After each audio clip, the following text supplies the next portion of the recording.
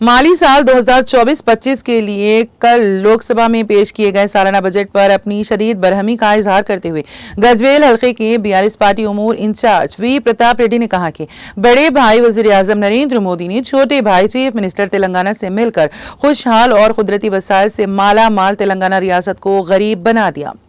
We Pratap Reddy Siddipet जिले के Gajwel town में वाक़ कैंप ऑफिस में सदर बल्दिया राजा मौली, सदर टाउन कमेटी मोहम्मद नवाज मीरा, साबिक सदर मार्केट कमेटी एम श्रीनिवास, मौलाना मोहम्मद जाफर खान, साबिक रुकन हज कमेटी चाटला पल्ली सैयद इकबाल और दूसरों के हमरा मुकामी मीडिया से बात कर रहे थे।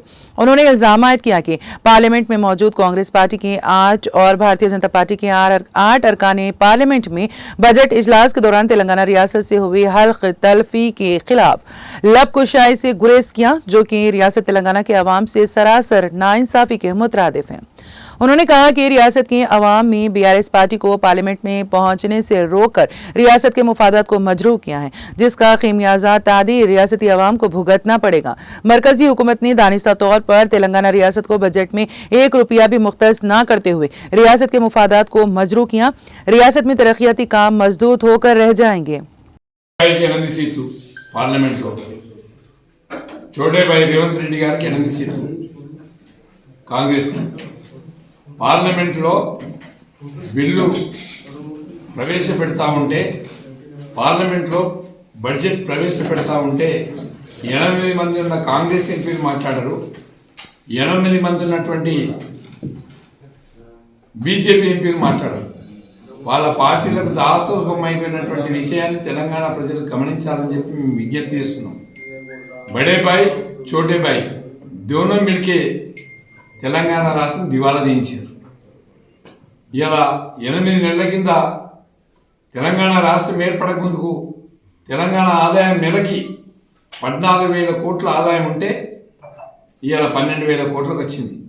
2,000 కోట్ల దివాలా తీయించినటువంటి గణనాయకుడు ఎవరైనా రేవంత్ రెడ్డి గారు।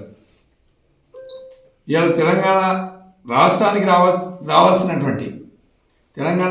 రావాల్సినటువంటి నిధుల కోసం పార్లమెంట్లో మాట్లాడలేదు। ఇలా బీహార్కు బడ్జెట్లో పేరు వస్తుంది, పక్కనే ఉన్నటువంటి ఆంధ్రప్రదేశ్కి బడ్జెట్లో పేరు వస్తుంది, తెలంగాణ రాష్ట్రానికి ఎందుకు రాదు అంటే బడే భాయ్ చోటే భాయ్ సరెండర్ అయ్యాయి। బడే భాయ్కి చోటే భాయ్ సరెండర్ అయిపోయాడు కాబట్టి ఇక్కడ ఓటు నోటు విషయంలో సరెండర్ అయింది కాబట్టి తెలంగాణ రాష్ట్రానికి నిధులు వచ్చే ప్రశ్నే లేదు, తెలంగాణ రాష్ట్రానికి ఏం రాదు కూడా। ఇలా ప్రతి రైతు కూడా దివాలా అయిపోయాడు। తెలంగాణ రాష్ట్రానికి రావాల్సినటువంటి రైతు బంధు రైతులకు ఇవ్వకుండా డిసెంబర్లో ఇవ్వాల్సినటువంటి రైతు బంధు జూన్లో ఇచ్చింది, జూన్లో ఇవ్వాల్సినటువంటి రైతు బంధు ఎప్పుడు ఇస్తాడో తెలియదు। రైతు బంధు డబ్బులు తీసుకొచ్చి రైతు రుణమాఫీ చేసిండు। రుణమాఫీ అన్న 31,000 కోట్లు 2 లక్షల రూపాయల వరకు చేయాలి। అది కూడా రైతులు అగ్రికల్చర్ ఆఫీసర్ల చుట్టూ, బ్యాంకుల చుట్టూ, లీడర్ల చుట్టూ తిరగాల్సినటువంటి పరిస్థితి ఏర్పడింది।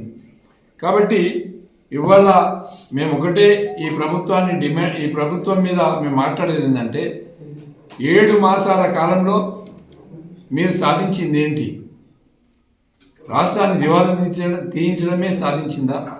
ఒక్కడై ఉండి తెలంగాణ రాష్ట్రాన్ని సాధించిన కేసీఆర్ తెలంగాణ రాష్ట్రంలో కాదు భారతదేశానికి తెలంగాణ రైతు యొక్క ఆదర్శమైనటువంటి విలువల్ని నేర్పినటువంటి నాయకుడు, తెలంగాణ రైతాంగం కోసం పుట్టినటువంటి నాయకుడు ఎవరైనా ఉన్నారంటే కేసీఆర్ గారు।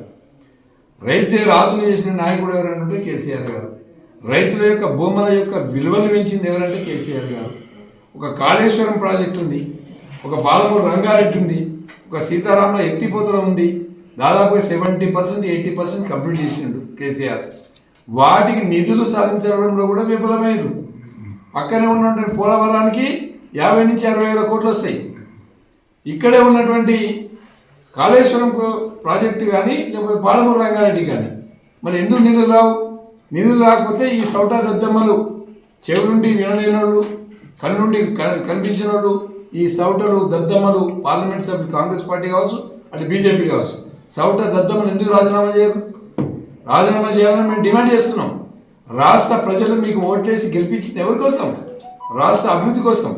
రాష్ట్రానికి నిధులు రాబడతారు, రాష్ట్రం కోసం మాట్లాడతారు, బడ్జెట్లో మన నిధులు రాబడతారన్న ఉద్దేశంతోనే మేము మీకు ఈ ప్రజలు ఓటు చేసి గెలిపించింది. మీకు ఎందుకు మరి ఇవాళ బడ్జెట్ తెలంగాణ ఊసు లేకపోతే మాట్లాడు, కనీసం నిరసన చెప్పరా? బయటకు వచ్చి నిరసన కూడా చెప్పే శక్తి మీకు లేదా? అదే ఇవాళ తెలంగాణకు ఇలా అదే టీఆర్ఎస్ పార్టీ కనుక 15 మంది పార్లమెంట్ సభ్యులు ఉంటే గడగడ వణికిస్తుంటే మీ తెలంగాణ పార్లమెంటే షేక్ అయ్యే విధంగా ఉంటుండే.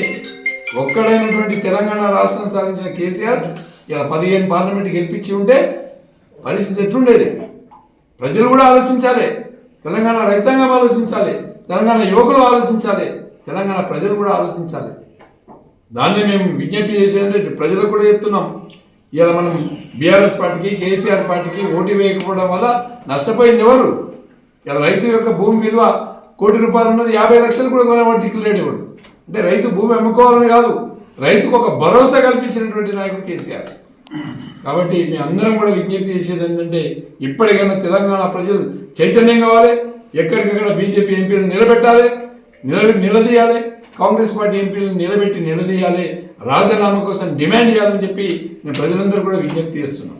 అదేవిధంగా మీ అందరూ కూడా విజ్ఞప్తి చేసేది ఏంటంటే పార్లమెంట్ సభ్యులు మీరు కనుక నిధులు రాబట్టకపోతే తెలంగాణ ప్రజలు మీకు ఎయిర్పోర్ట్లో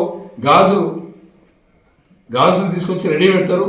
మరి మీరు గాజులు పెట్టుకొని మళ్ళీ ఊళ్ళోకి రావాల్సినటువంటి పరిస్థితి ఉంటుందని చెప్పి సందర్భంగా తెలియజేస్తారు.